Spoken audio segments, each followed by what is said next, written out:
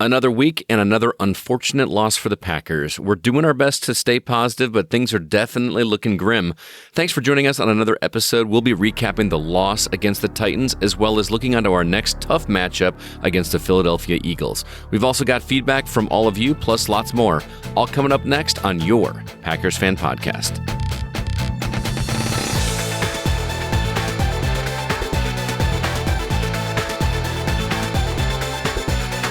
Welcome back and go Pack go. Wayne Henderson here with you, win or lose. Unfortunately, there haven't been as many wins as losses so far, but we're still here and full of hope. And I'm Scott Clark from the Gaming Outsider Podcast. It's a sad week for me as we're one step closer to being eliminated from playoff contention, but I'm still hanging on to hope. And rest assured, even if we don't stand a chance to make it, we'll still be here every week until there are no more games left for the Packers to play. It's episode 264 of the Packers Fan Podcast, the show by and for fans of your 13-time NFL champion Green Bay Packers. Wayne and I are going to recap the highs and lows from the loss to Tennessee, and we'll also preview next week's Sunday night game against the Eagles in Philadelphia. And, of course, Scott will have keys to a Packers victory over those Eagles. Yes, it can happen. And we're also going to be sharing your insightful listener feedback as well. So, Scott, let's go ahead and dig in with the highlights, even though it was a loss. What do you got? All right, well, let's start with the Packers leaders in the Titans game. Obviously, Aaron Rodgers always gets mentioned every week. 24 out of 39 for 227 yards, 2 touchdowns, and 0 interceptions. Aaron Jones had 12 carries for 40 yards. Randall Cobb, 6 catches for 73 yards. Allen Lazard, 5 catches for 57 yards. And Christian Watson, 4 catches, 48 yards, and 2 touchdowns. So, Rodgers is spreading out a little bit, and just not a lot from Jones on there. But how you feeling about those stats there, Wayne? I wish they were double what they are, but I will accept them. And yes, it's good to see that Cobb was back because, 6 catches, 73 yards, nothing to sneeze at. I'll take it. Mm-hmm. Also, the defense did a decent job of containing Derrick Henry. It's almost like they were listening to me last week. He did only have 87 yards and a touchdown despite running the ball 28 times. He had an average of only 3.1 yards per carry. Derrick Henry did, however, throw his own touchdown, which was kind of crazy to see. Started running it up the middle and then just kind of jumped up and in midair tossed it and scored a touchdown. So at least we stopped him running, I guess. Okay. That's what I'm trying to say there. Yeah, and normally I like surprises, not necessarily that one since it was a touchdown for the Titans. But I do like this one. With just a few seconds left in the first quarter, turned out to be a free play for a touchdown pass to Watson because even the announcers were, you heard them talking about how, well, we'll be back at the end of the quarter here. We're going to, wait a minute, there's a play. So we got that touchdown to Watson. The extra point was blocked, so you take the good with the bad, but that was pretty exciting to watch.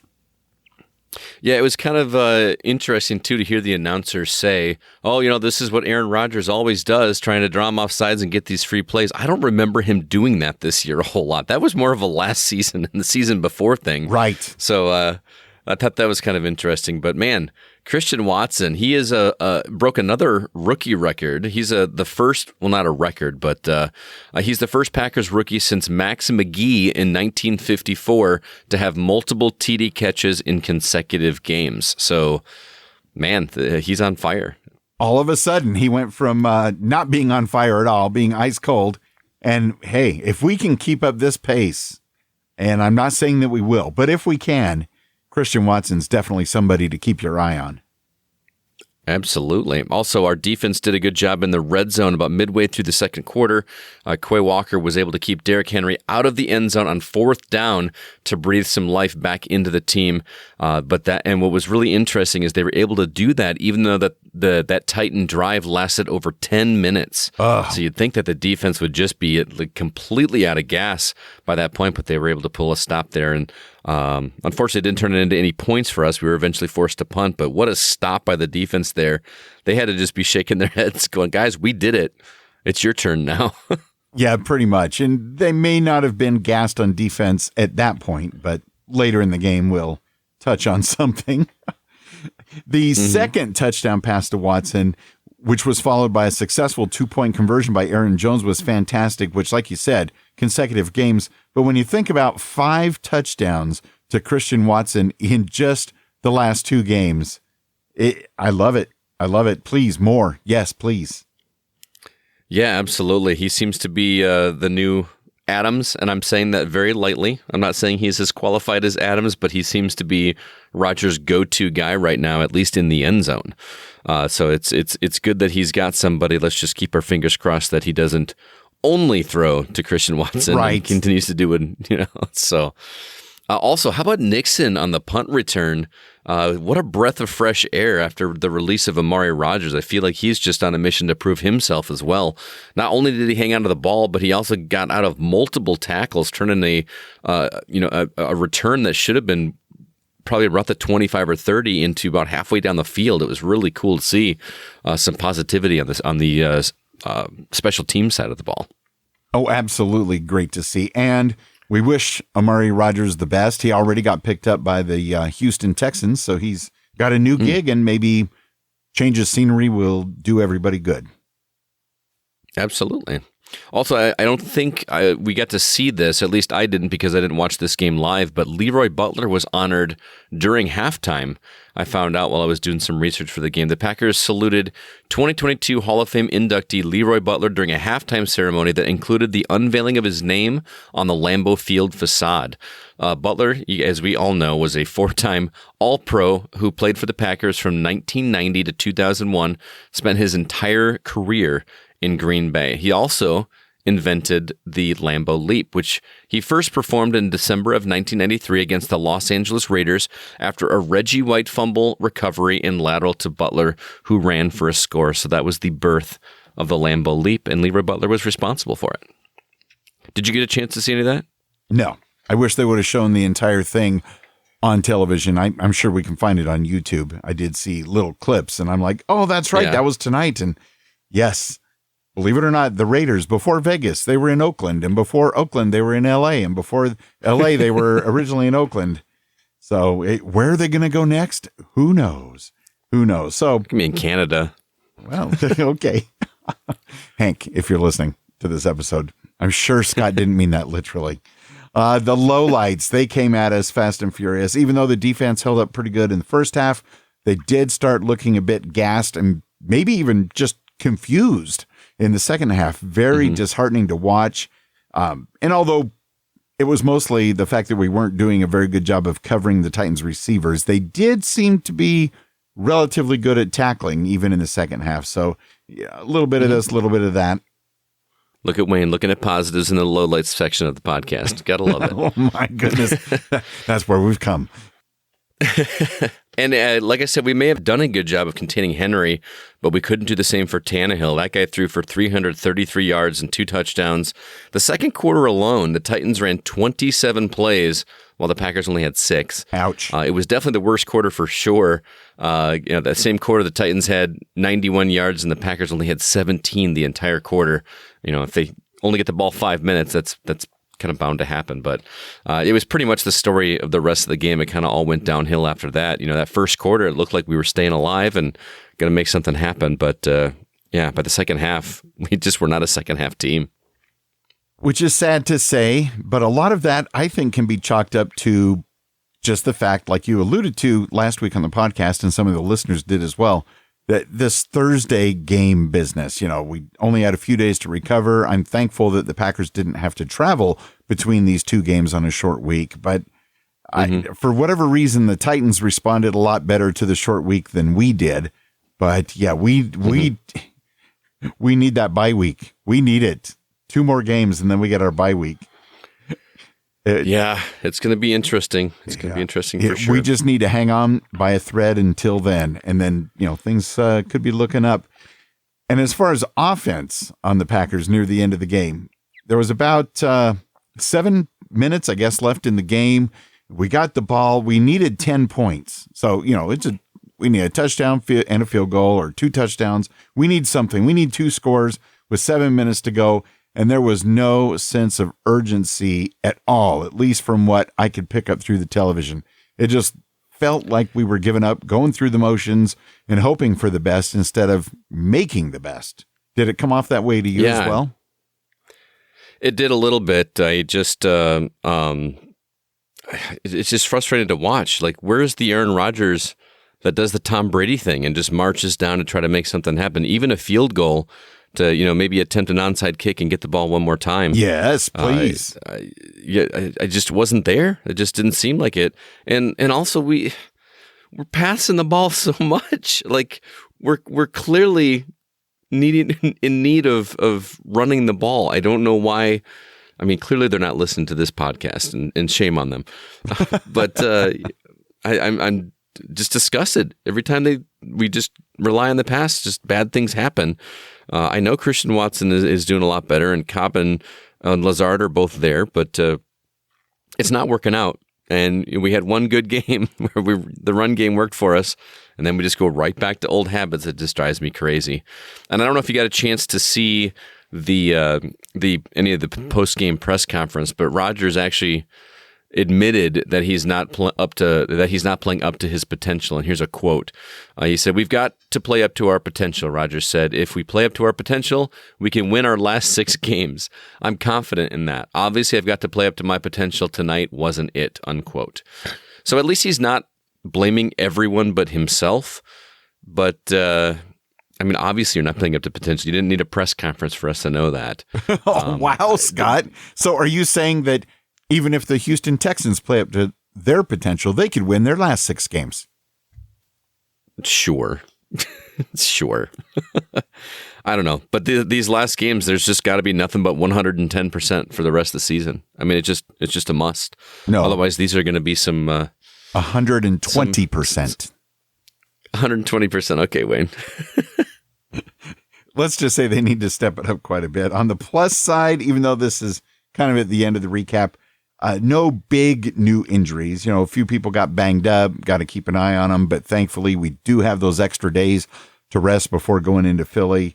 Still no Devondre Campbell with the knee issue and Romeo Doubs with his ankle. Getting those 2 back would be huge. Absolutely. Well, there you have it. There's our highs and lows from the game. We're going to go ahead and move on to some listener feedback. If you would like to join on the next upcoming podcast episodes, you can either call in to the old PFP voicemail at 920-3PACK-GO, or you can record your voice and email the recording to feedback@PackersFanPodcast.com. Time is of the essence this week. Get your feedback in right after the Packers at Eagles game. Deadline for your calls this week, due to it being a late game, is midnight Eastern Sunday night. And keep in mind, that game is on Sunday night, so you want to call right away after the game so we can get those in to the recording for Monday. What do we got, Wayne? Hi, guys. It's Megan again. This is Saturday morning, so I've had some time to collect my thoughts after the game. And I called with my mom after the game, but I didn't give a whole lot of constructive feedback. So I'm going to do that now. But first, my mom had a wonderful experience. She was blown away by every aspect of Green Bay culture, and she was already talking about the next time to return before we had left. It was awesome. Despite the loss, anyone who's been there knows. And, it's just an amazing place. And so, I don't know, they keep talking about offensive, I don't know, they're just in a funk and it's lasting and we're not used to it. And I guess now we're hearing today that Aaron's thumb was broken, or it is broken, but,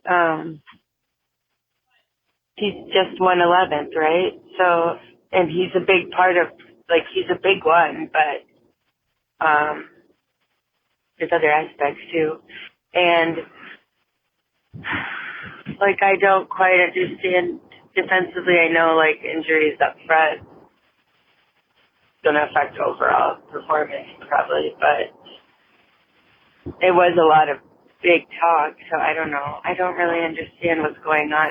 I wonder if they're trying too hard to, get really creative with their scheme and game plan, and they just need to kind of dial it back and go back to basics, or if we really just need to work on developing rookie talent, because that's just what we're dealing with right now, and that's just the reality. But, like, why aren't we incorporating Bobby more? You know, where's Big Dog? I know he's watching, but why Bobby? I mean, he's a good offensive threat.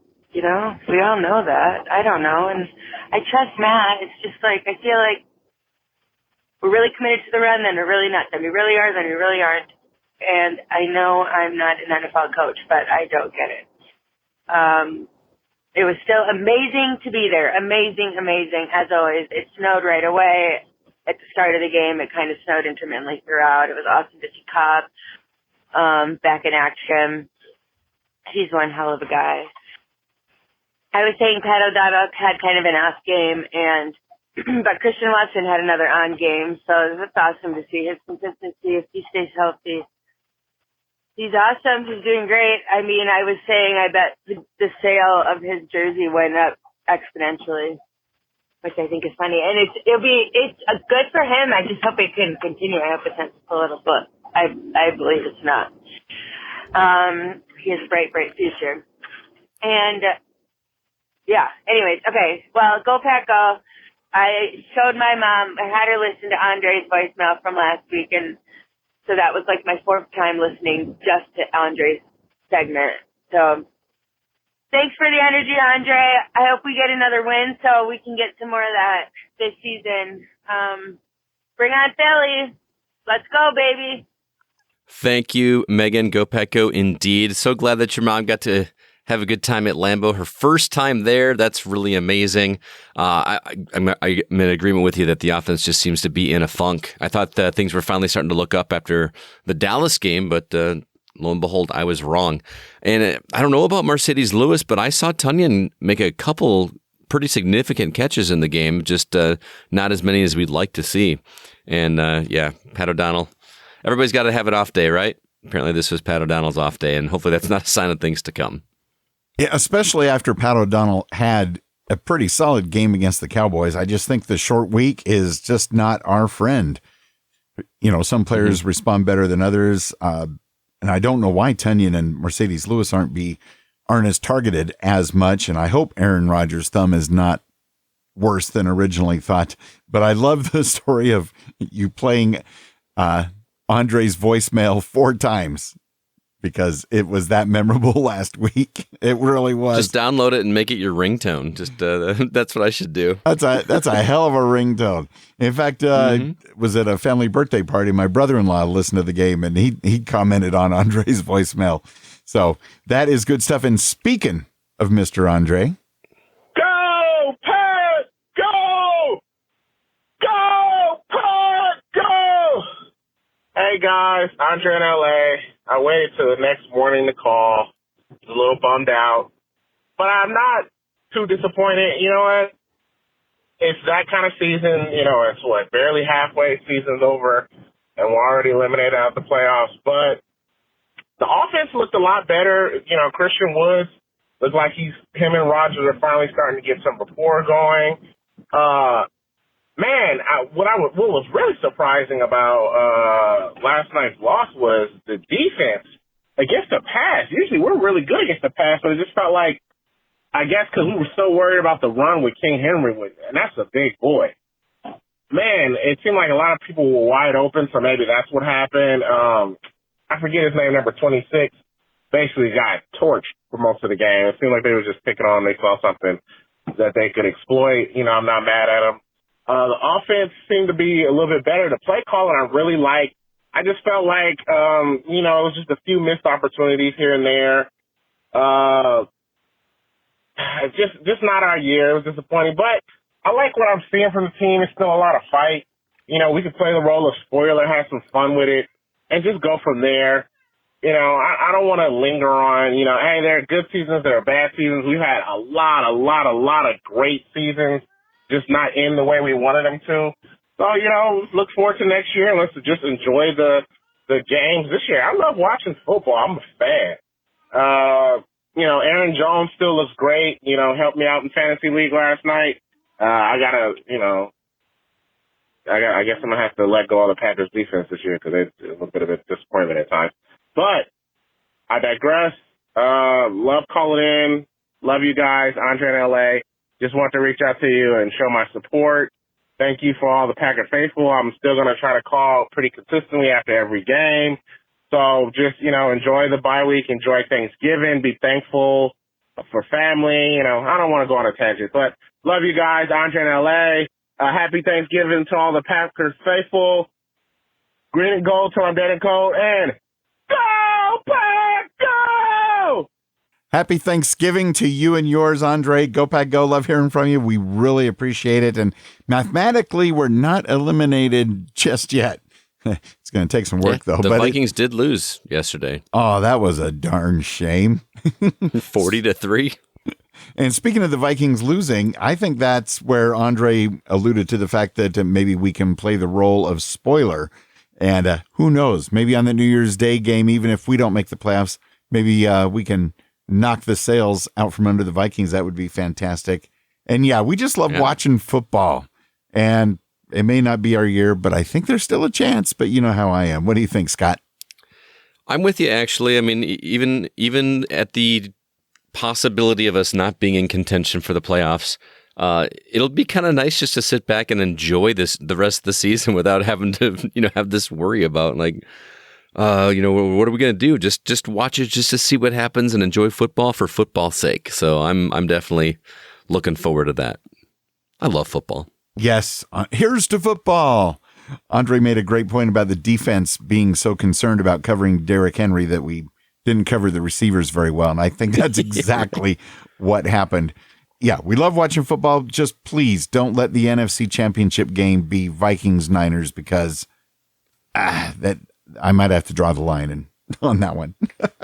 I'm sorry, man. If the Vikings make it, I'm rooting for them. I know you just like the look on Wayne's face right now. Yeah, he's about ready to blow chunks all over his microphone. Oh, that's a mess. No, even though I have had some horrible experiences with Vikings fans on Twitter, I thought Bears fans were really nasty. The Vikings fans are just, holy cow. I could not believe some of the things that they said to us on Twitter, and we weren't even being jerks or anything. So, but yeah, I've got some friends that are Vikings fans, and they're due, man. They're due. No. And they're in the division. You meant to say in the division. They're doomed. They've always choked. They always will. And even if you root for them in the NFC Championship game, they go to the Super Bowl, they will lose, and I will be very happy on that particular afternoon. So, I mean, I know Megan can relate. She lives in Minnesota, and she's surrounded by those people. Yeah. Anyway, let's see what else came into the listener feedback. Oh, look, this one came in emailed. feedback@PackersFanPodcast.com. Go, go, go, go, go, go, go, go, go, Pack, go! I didn't like that game. Once again, I hate to beat a dead horse. What happened to the run game? Why did we abandon it? I put this loss squarely at the feet of Matt LaFleur. The Titans ran it 32 times and passed it 29. The Packers, 19 for 39, or 19 rushes and 39 passes. Okay, so they weren't getting big gains. And Tennessee stuck with it. Derrick Henry was held to 87 yards on 28 carries. That's insane. Aaron Jones had a 3.3 yard average gain. Last I checked, it only takes 10 yards to make a first down. 3.3 times 3 is 9.9. So you're going fourth and inches, but you're just going to say, well, nah, we're just going to forget about that. When you run the ball, like I said last week, 40% of the time or more, the Packers are 28-1 under Matt LaFleur. Why did they abandon the run? I just can't stop harping on that. Just because you're not making big gains doesn't mean you abandon it. Some good things I saw. The discipline was pretty good. There was only 5 penalties for 40 yards. I think that might have been the best showing as far as penalties goes this year. There were no turnovers. They did have a fumble, but it was recovered. There were no injuries. Leroy Butler was added to the Ring of Honor. That was awesome. The defense looked pretty good in the second half. They only allowed 7 points versus 20 in the first. Usually that's kind of flip-flop because defenses get tired and worn down. Usually they allow more points in the second half. So they really stood up, especially with the injuries that they've been suffering. Stokes is out. Rashawn Gary's out.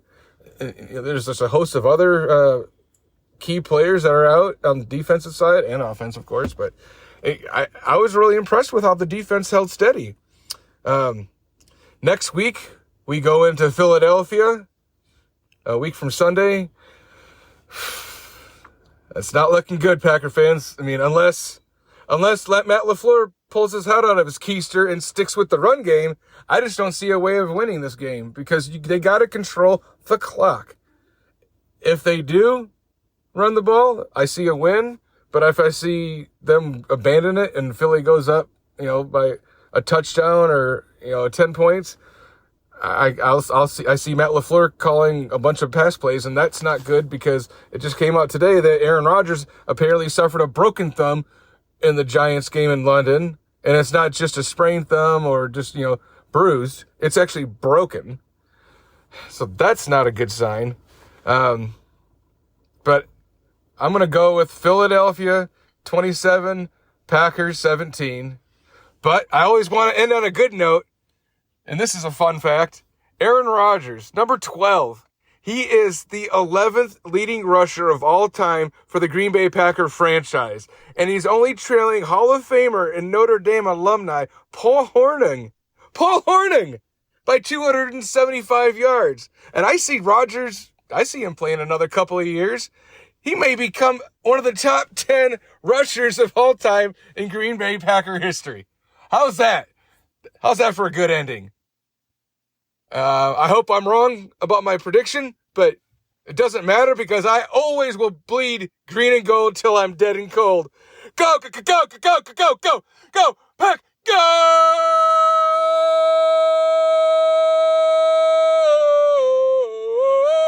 Go Pack Go indeed. Thank you, Dan, for the voicemail. As always, that stat that he gave me blows my mind.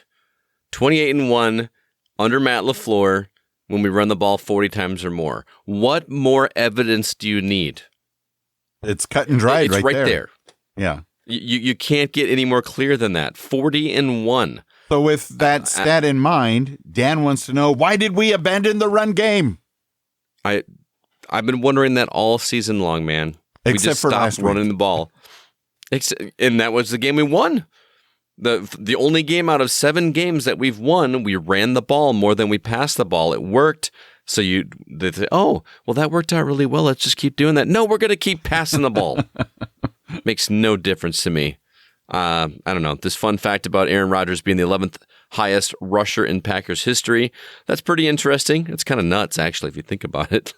11th highest as a quarterback. Hey, he could be in the top 10. You never know. That's an amazing fun fact, Dan. I did not see that one coming. I like the high points that he brought up that we didn't even really notice. The good discipline, just a few penalties, no big injuries, no real turnovers because the one that was there we recovered. That's nice. Mm-hmm. Very nice indeed. Overall, that side of it was pretty good. I should have put that in the highlights. Well, Dan's taking care of it for us. Yeah. No worries. So good to hear from you. Now, for our weekly poll in our Facebook group at PackersCommunity.com and on Twitter at Packers Fan Pod, how many of the remaining regular season games will the Packers win? 1 or 2, 3 or 4, or will we win 5 or 6 of them? Scott? 1 or 2. 1 or 2? I know you didn't even put a 0 option in there. No, duh. Yeah. Let's not be ridiculous. I'm Wow. pretty close. I only chose 1 or 2 because it was the lowest option you had on here. I don't have any faith because all it takes is one more loss, and Philadelphia is going to be one of our toughest matchups. That's kind of what you said about the Dallas Cowboys. No, I didn't. I said Philadelphia is going to be our toughest. But one of the toughest. I picked him to.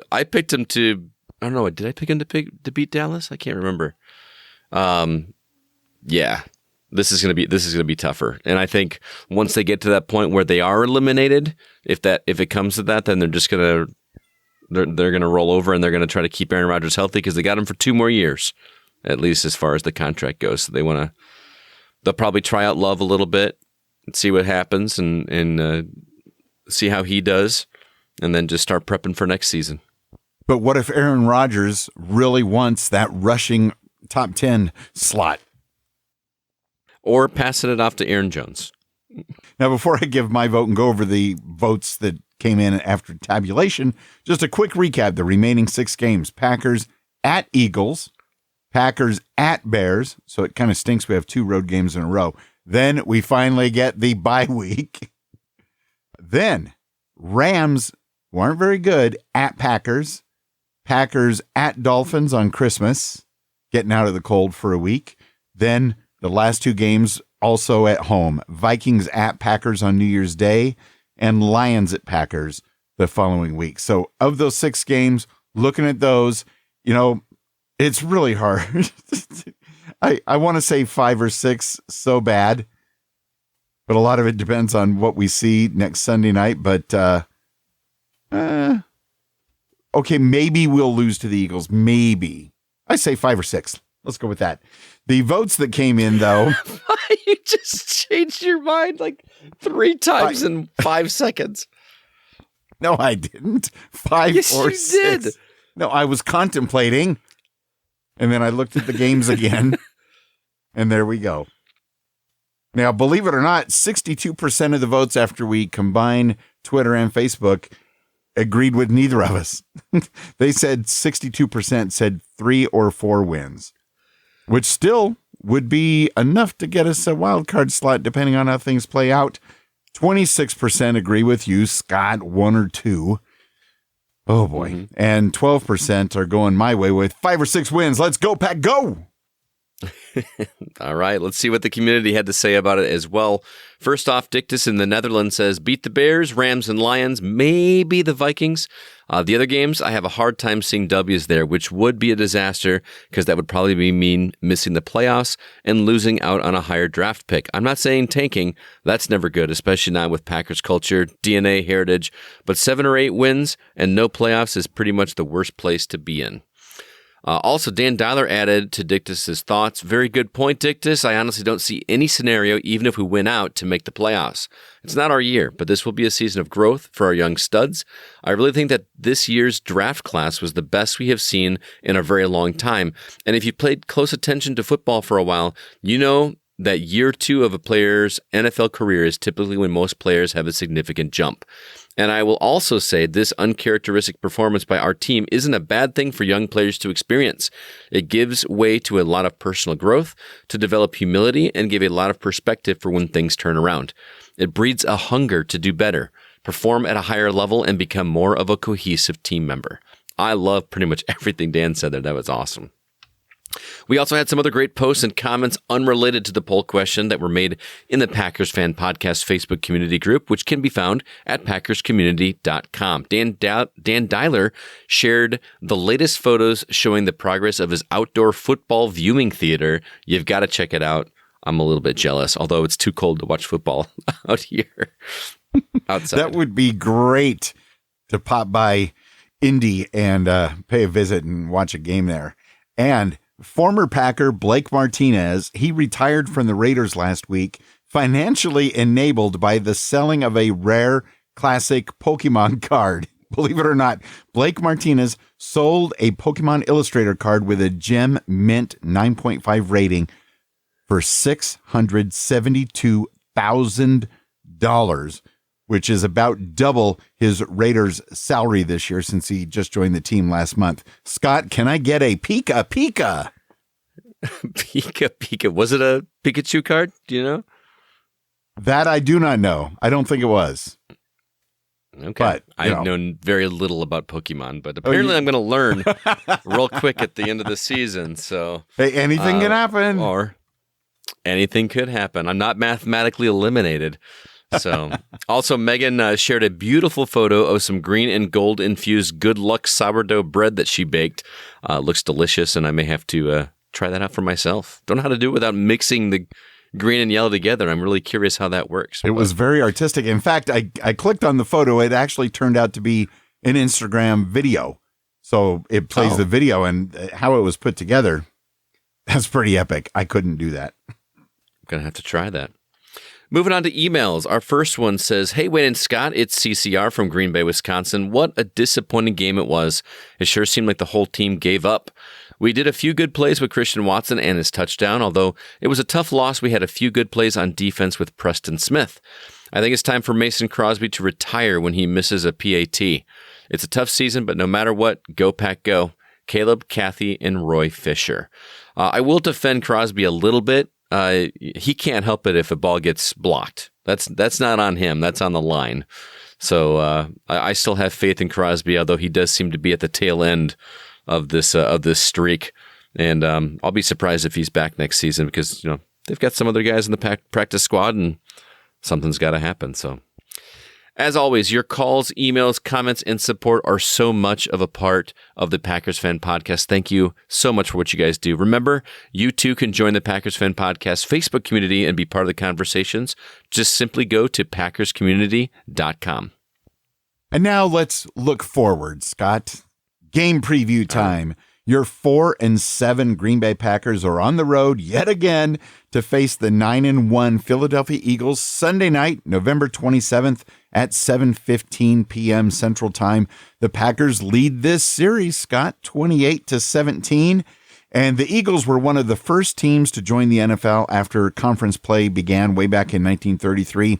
And starting with our first meeting with the Eagles in October of 1933, which was a victory, by the way, our Packers won all of our first 9 matchups against the Eagles. Can I get a go, Pack, go? Go, Pack, go indeed. And in 1960, the Eagles and Packers faced each other in the NFL championship game in Philadelphia. Historic story because the Packers ended up losing the championship game to the Eagles 17-13, which caused one of the early moments of greatness from Vince Lombardi. After that game is when Lombardi told the losing playoff team that losing a playoff game is never going to happen again to the Packers as long as he was coach. And he was right. And of course, another thing that ties these two teams together forever, after the 92 season, the late, great Reggie White, who was impressed by the Packers when he played against them because he was an Eagle, he left the Eagles through free agency, being one of the first ever to do so, and joined your 13-time NFL champion Green Bay Packers.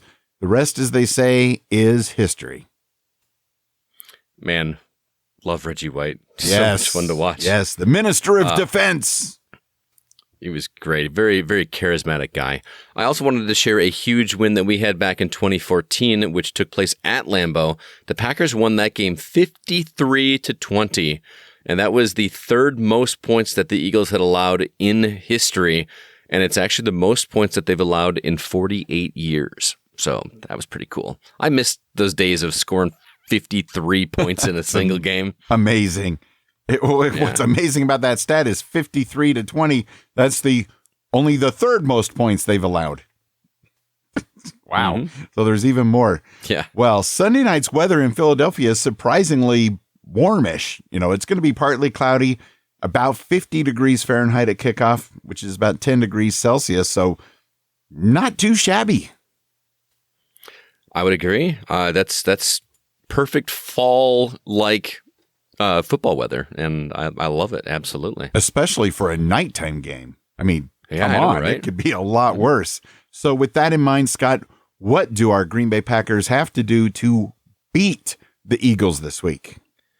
Well, I'm going to start out with a no-brainer. It's something that all of the Packers fans have already figured out how to do, but for whatever reason, the coaching staff has not. And that is admit that we are a run-first offense officially.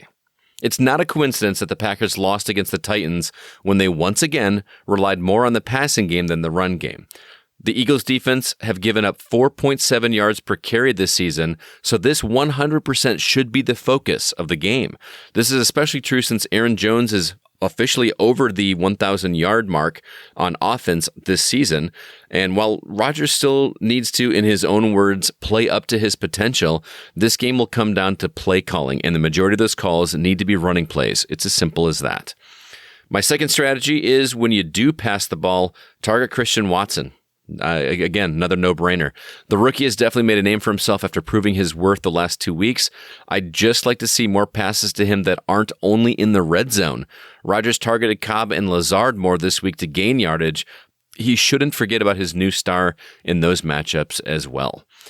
Lastly, and this is a duh kind of thing, but play like your season depends on it because guess what? It does. Like it or not, the Packers are in a must-win situation or they could face elimination. They can't lose. It's as simple as that. So the mentality has to be as if they are in the playoffs. We are officially in the playoffs. The Packers are in the playoffs. Not in the playoffs, but we were in that mode.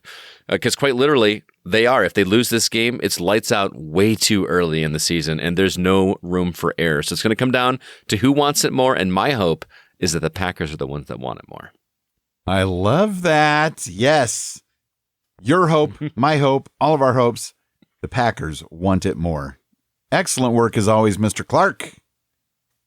And moving on to our 2022 season wager of fun.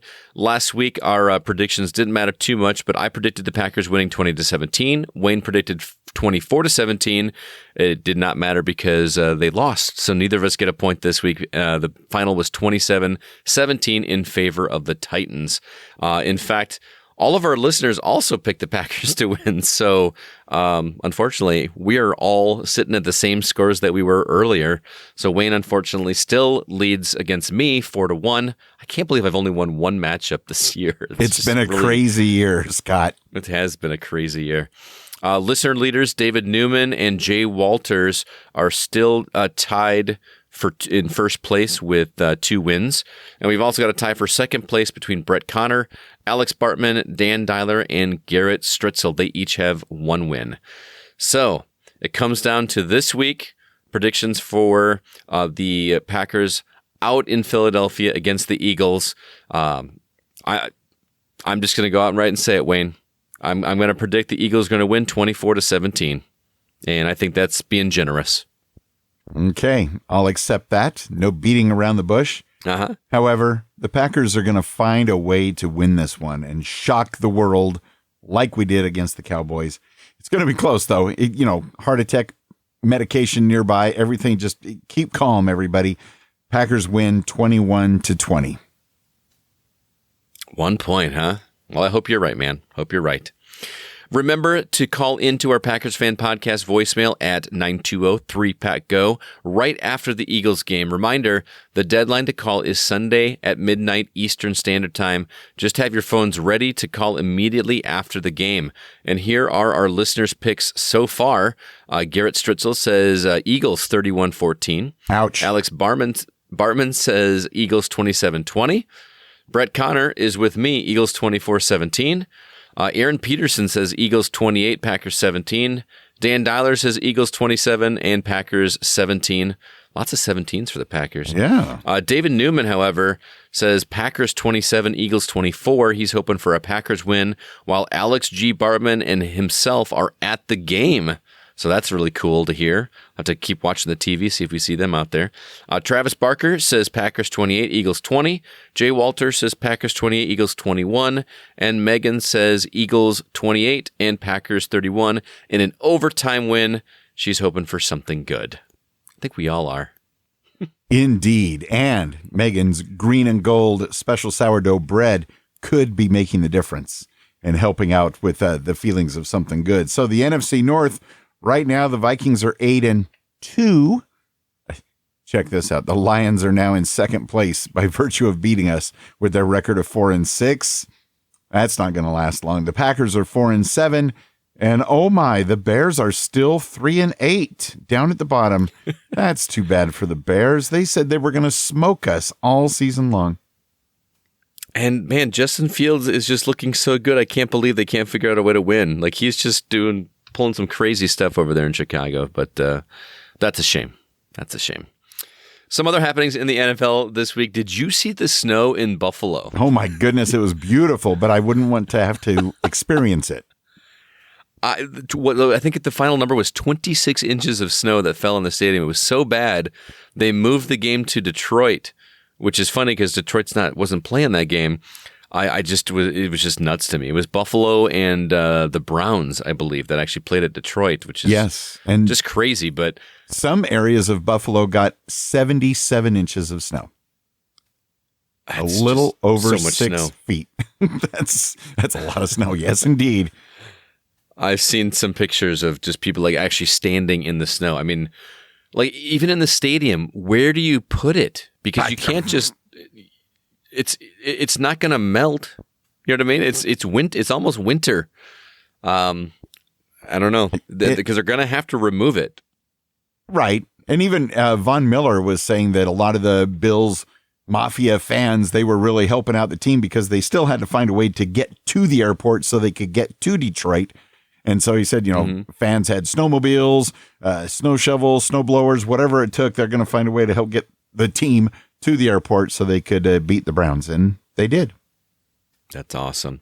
Also, we mentioned earlier that the Cowboys defeated the Vikings, but they did so with their largest margin of victory against a road team that has a record of 8-1 or better in history.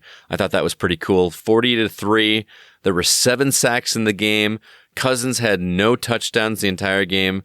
Also, Micah Parsons had 2 sacks, which makes 5 games this season that he's had that many. Wow. And the record in one season is 8 games, which is held by none other than Mr. Reggie White. That was fantastic. And it was a beautiful thing to watch. It was so exciting till the network said, this game stinks, and they turned away from it. Of course, they rightfully so blamed it on the fact that the Vikings were terrible. They're not going to come out and say we're switching away with anything to do with the Cowboys. Right. But and by that point, You're so bitter, man. no, hey, it's football. It's the Vikings and Niners, and I'm bitter. So it was just beautiful, beautiful, beautiful. Yeah. I think the Packers made the Cowboys mad last week. Yeah, apparently that's what happened. Also, Travis Kelce broke a tight end record. He had 115 yards in the game against the Chargers. This is his 33rd career game with 100 or more receiving yards, and that actually beats Gronkowski's record of 32 games. So he is now the leader in that it's not really a category, just in that random stat that they somehow come up with. But still, Travis Kelce is the man. Now, there's a team using their tight end quite effectively. That's some good stuff. I got a couple friends at work. Some were Chargers fans and went to the game last night, and some of them were Chiefs fans and went to the game last night. Some of them came home happy. Some of them didn't. Yeah. That covers a lot of the big stuff happening around the NFL. And this coming weekend, nobody has a bye. Why is there a bye of bye weeks? Don't know, but there it is. I don't know. Yeah. But can we just slide Green Bay in there really quick? Yeah, maybe we can get a bonus by week. I think we've earned it. Just let Green Bay go for week 12, but no, it's not going to happen. Anyway, I'd like to remind everybody about my other podcast called The Gaming Outsider. We just recorded a brand new episode yesterday, actually, and it's going to release on Thursday this week. This time, Zach, Alyssa, and I celebrate the 10th anniversary of the Wii U by sharing our fondest memories of the Nintendo console. That didn't do very well. Alyssa also played a relaxing puzzle game called A Little to the Left that I think Wayne would like quite a bit. And we also talked more Sonic Frontiers and God of War Ragnarok, which I am this close to finishing after 35 hours of playing that game. I'm finally about to finish it, but would love it if you guys checked it out. Our website is thegamingoutsider.com. Quick question, though, from a non-gamer. How do you know when you finished it? Does it tell you? Like, congratulations, you're done. Thanks for playing. No need to play anymore. Well, Wayne, games actually roll credits just like films do nowadays. So that's when you beat the game, is when you roll credits. When you roll credits. Are there bonus scenes like Marvel likes to do? Like mid-credits? There are, actually. I figures. Okay. See, I knew you would know the answer. Thank you, Scott Clark. Yeah, dude. Again, that's my pleasure, man. thegamingoutsider.com.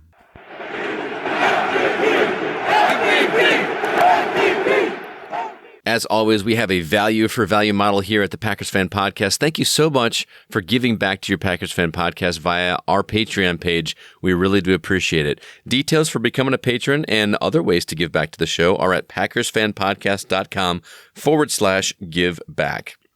We got some Go Pack Go and thank yous to Dan Dyler for all of his support of the podcast at the Jim Ringo level. And Go Pack Go and thank you to Mr. Jay Walters for your AR12 level pledge. We really do appreciate it. And we've got some Go Pack Goes and some thank yous for these great Brett Favre level supporters as well. Miguel Ramirez, who does the Opposites Attract podcast. Andre in LA, Colin Nolan from Ireland, and Scott Bors. Also for our Curly Lambeau patrons, Go Pack Go and thank you to Matt Haig, Hank Davis from the TPE network of podcasts, Joe Christensen, and if you two are interested in supporting the show, maybe even becoming a patron of the old PFP, check out the details at packersfanpodcast.com/giveback. As a reminder, we are the Unofficial Packers Fan Podcast, not yet affiliated with the NFL or the Green Bay Packers, but please follow the Packers Fan Podcast where you listen to your other shows, and also tell a friend. Heck, tell all your friends. And follow us on Twitter at PackersFanPod. Follow Scott at GoCastScott, and follow me on Twitter at Wayne Henderson. Dan Dyler, Patreon supporter Dan Dyler, are you there? Dan and Brett. All right, this is Dan, a.k.a. Pack Sparrow, and Brett. Coming in from Tottenham, all the way from London, England. And this is the Go Pack Go. Go, go, go, go, go, go, go, go. Go Pack Go!